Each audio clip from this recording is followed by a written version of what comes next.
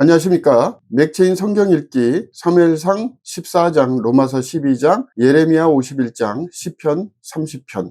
첫 번째 사무엘상 14장, 믿음으로 나아간 요나단과 사람을 의식한 사울. 본문 이해에 도움이 되는 배경과 맥락을 소개합니다. 사무엘상 14장은 사울과 요나단의 대조적인 믿음과 행동을 보여줍니다. 블레셋과의 전쟁 중 요나단은 이 할례받지 않은 자들에게로 건너가자며 하나님의 구원을 기대하고 담대히 행동하지만 사울은 상황을 통제하려 하며 하나님께 묻지 않고 맹세를 통해 백성을 억압합니다. 믹마스는 블레셋 군대가 진을 친 전략적 지점이며 요나단의 승리는 하나님의 도우심을 믿고 나아간 소수의 용기에 대한 이야기입니다. 사울의 어리석은 맹세와 그로 인한 아들의 생명 위기는 그가 하나님보다 자신의 체면을 더 중요시했음을 드러냅니다.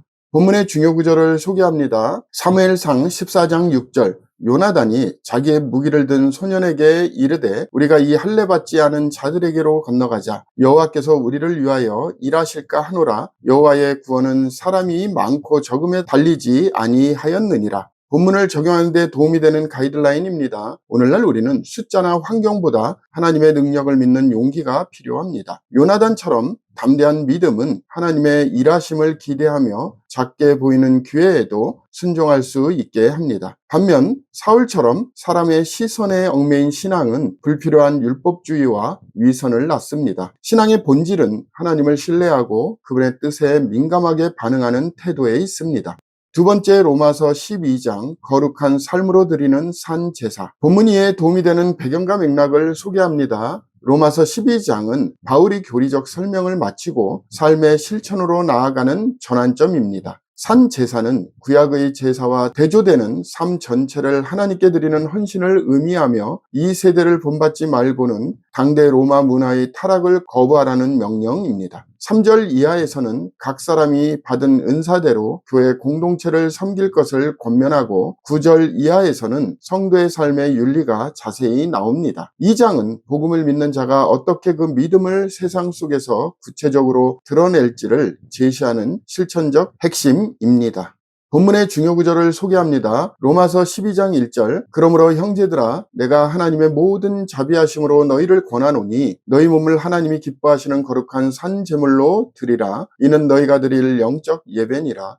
본문을 적용하는 데 도움이 되는 가이드라인입니다. 오늘날 우리는 예배를 주일 하루의 행위가 아닌 삶 전체를 드리는 자세로 이해해야 합니다. 말과 행동, 관계와 직업 모두에서 우리는 하나님께 자신을 제물로 드리는 자로 살아가야 합니다. 세상의 가치에 휩쓸리지 않고 하나님의 뜻을 따라 사는 것은 오늘날 더욱 분명한 영적 구분을 요구합니다. 참된 헌신은 말이 아닌 삶으로 증명됩니다. 세 번째 예레미야 51장 바벨론의 몰락과 하나님의 의로운 심판. 본문 이해에 도움이 되는 배경과 맥락을 소개합니다. 예레미야 51장은 바벨론에 대한 최종 심판 예언입니다. 멸망시키는 자는 페르시아를 의미하며 그 화가 하늘에 미쳤고 궁창에 달하였음이로다처럼 바벨론의 교만은 하나님의 심판을 자초합니다. 이 장은 하나님의 공의가 인류 역사 속 제국의 교만함을 꺾는 방식으로 나타남을 보여주며 동시에 유다에게는 희망의 메시지이기도 합니다. 여호와께서 보복하시는 것 곧 그의 성전을 위하여 보복하시는 것이라는 말씀은 하나님이 자기 백성을 기억하시고 바벨론의 죄를 결코 잊지 않으심을 선포하는 신학적 선언입니다.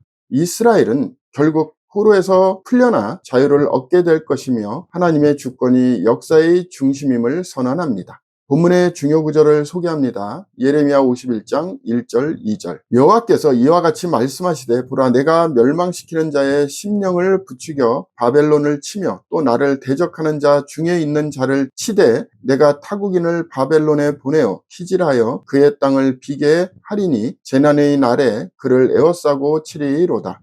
본문을 적용하는 데 도움이 되는 가이드라인입니다. 오늘날 우리는 세상의 거대한 시스템이나 제도가 아무리 강해 보여도 결국 하나님의 공의 앞에 서야 한다는 사실을 기억해야 합니다. 하나님은 정의의 하나님이시며 자기 백성을 잊지 않으시고 반드시 구원하십니다. 우리 시대의 바벨론 같은 세력들도 결코 하나님을 넘어서지는 못합니다. 하나님의 정의는 때로 느리게 오기도 하지만 정확하고 확실하게 임합니다. 오늘의 마지막 본문 시편 30편 눈물의 밤이 지나고 찬송이 되는 아침. 본문 이해에 도움이 되는 배경과 맥락을 소개합니다. 시편 30편은 다윗이 성전 낙성식 때 지은 찬송시로 죽음의 위기에서 건지신 하나님의 은혜를 찬양합니다. 그의 노염은 잠깐이요 그의 은총은 평생이로다는 고백은 고난 중에서도 하나님의 사랑이 변치 않음을 노래합니다. 주께서 나의 슬픔이 변하여 내게 춤이 되게 하시며 라는 말씀은 인생의 반전을 경험한 신앙인의 감사입니다. 이 시편은 고통에서 찬양으로 옮겨가는 신앙 여정의 대표적인 본문이며 믿음의 사람이라도 교만할 때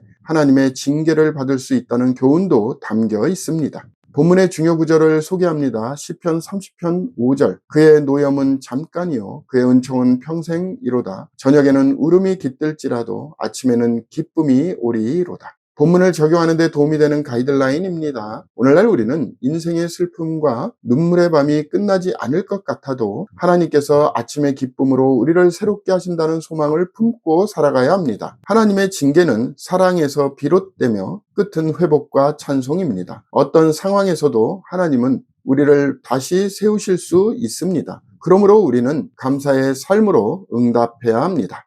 감사합니다.